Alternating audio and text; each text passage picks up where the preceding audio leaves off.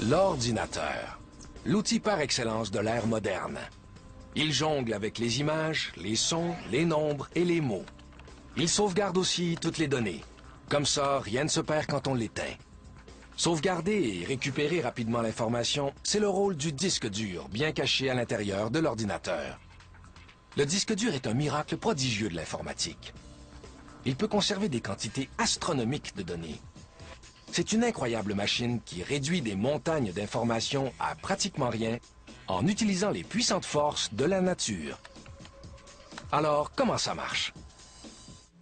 Pour comprendre, il faut le réduire en pièces.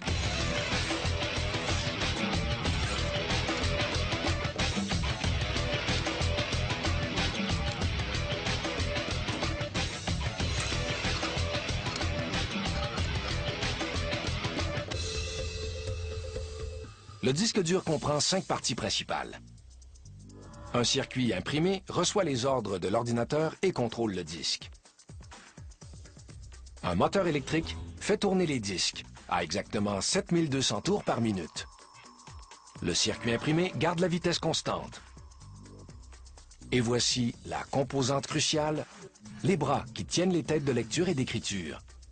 Les extrémités des bras sont séparées et les disques tournent entre les deux. Les têtes ne touchent jamais les disques. L'espace entre la tête et la surface du disque est 5000 fois plus mince qu'un cheveu. Les têtes flottent sur un coussin d'air créé par la rotation des disques. Ce coussin d'air est absolument essentiel pour empêcher que la tête ne s'écrase contre le disque. Et quel écrasement ce serait! À cette échelle microscopique et toute proportion gardée, le poids des têtes se compare à celui d'un 747. Un 747 transportant 100 000 passagers qui voleraient à 100 km/h à une fraction de millimètre du sol. Aïe aïe! Les bras amènent les têtes à l'endroit où elles doivent écrire et lire les données. Comme il n'y a pas de friction, ils peuvent faire 60 allers-retours par seconde. Le moteur qui entraîne les bras est invisible.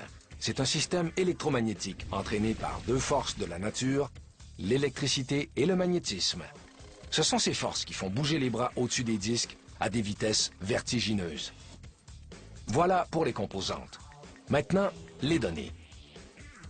Les données sont emmagasinées dans d'étroites pistes concentriques à la surface du disque. Pendant la fabrication du disque, on crée jusqu'à 200 000 de ces pistes. Chaque piste est divisée en secteurs.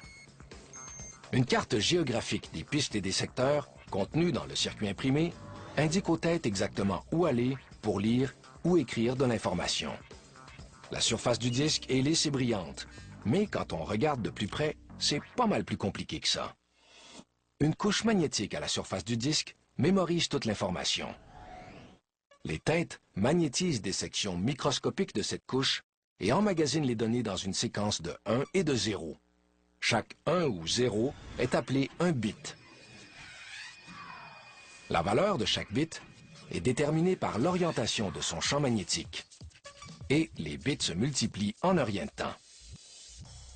Une photo de haute qualité peut nécessiter 29 millions de bits répartis à travers 12 secteurs différents du disque. Ça peut sembler énorme, mais en réalité, une quantité stupéfiante de bits peut tenir dans un espace extrêmement petit.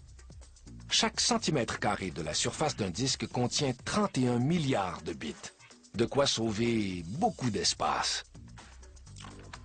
Un disque dur emmagasine et récupère une quantité phénoménale d'informations à une vitesse qui défie l'entendement. En utilisant le pouvoir du magnétisme, la surface brillante d'un disque dur peut facilement emmagasiner le contenu de plusieurs encyclopédies ou des centaines de milliers d'images. Le disque dur est vraiment une extraordinaire machine à rapetisser. Il réduit des montagnes de données en minuscules bits d'un seul coup.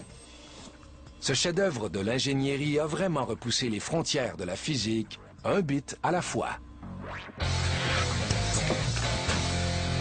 Maintenant, comment